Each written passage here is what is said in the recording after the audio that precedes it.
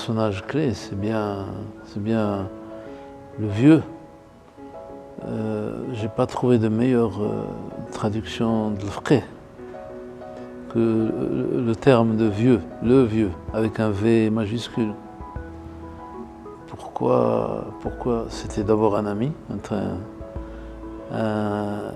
une amitié qui remonte à un moment où peu de personnes acceptaient de s'approcher de lui. Tant il y a tout un mythe autour de lui, comploteur par définition, blanquiste, d'éternel insurrectionnel, opposant, etc.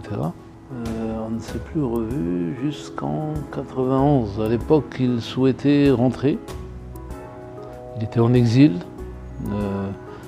avec plusieurs condamnations. Donc je l'ai revu en 91.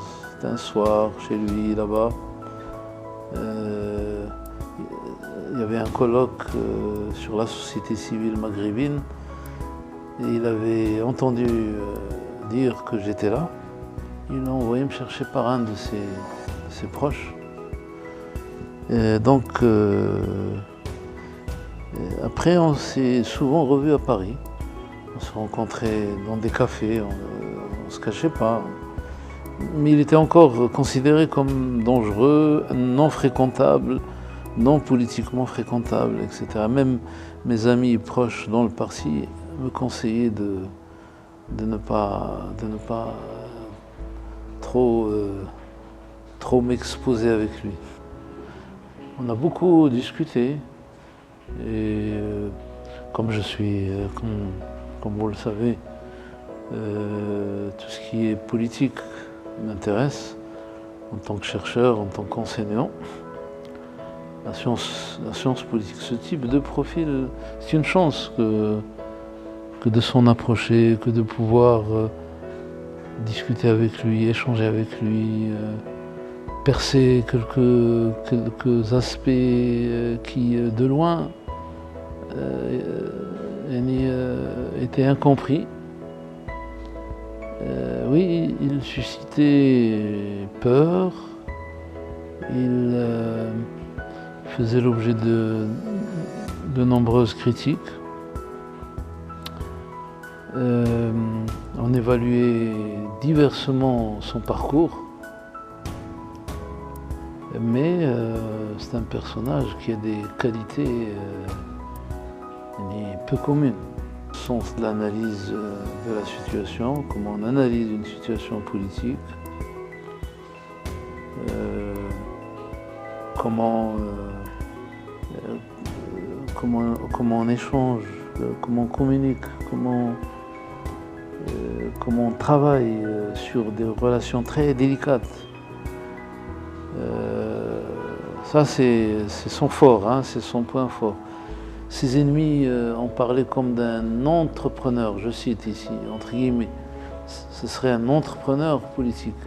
Quelqu'un qui, lors de la dernière partie de sa vie, aurait commercialisé son savoir-faire.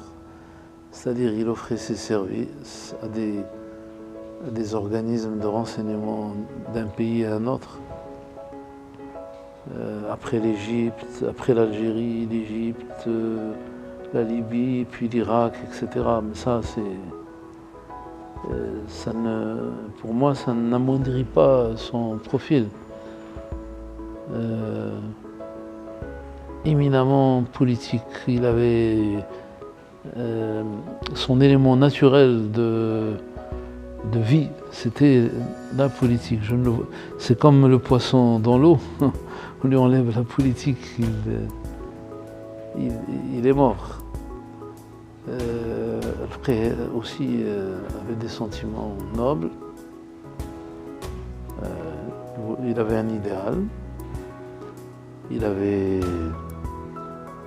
est généreux intellectuellement. Le fait qu'il ait vécu pendant longtemps en exil lui donnait des intuitions, avait développé en lui des intuitions, des réactions à certains indices, à certains repères. Aussi son réseau de connaissances. Il connaissait tous les grands de la région, tous les grands des régimes progressistes de la région. Il avait beaucoup d'ennemis, ici notamment après 72, il n'avait pas rejoint l'USFP, donc ce qui lui a fait beaucoup d'adversaires, des gens qui, au seul énoncé de son nom, détournaient la tête et marquaient des signes de désapprobation. Mais pour moi, ça n'enlève pas à la grandeur de l'homme. Ça n'enlève rien à la grandeur de l'homme. C'est quelqu'un qui fait partie de ce qu'il y avait de meilleur, hein, malgré ses erreurs, malgré le fait qu'il était finalement vaincu. Il a été vaincu par ses grands adversaires du règne passé. À plate couture, chaque fois il a été encerclé, mais ce n'est pas une raison pour dévaloriser quelqu'un. Au-delà de la défaite, de l'échec, c'était quelqu'un qui mérite qu'on le respecte.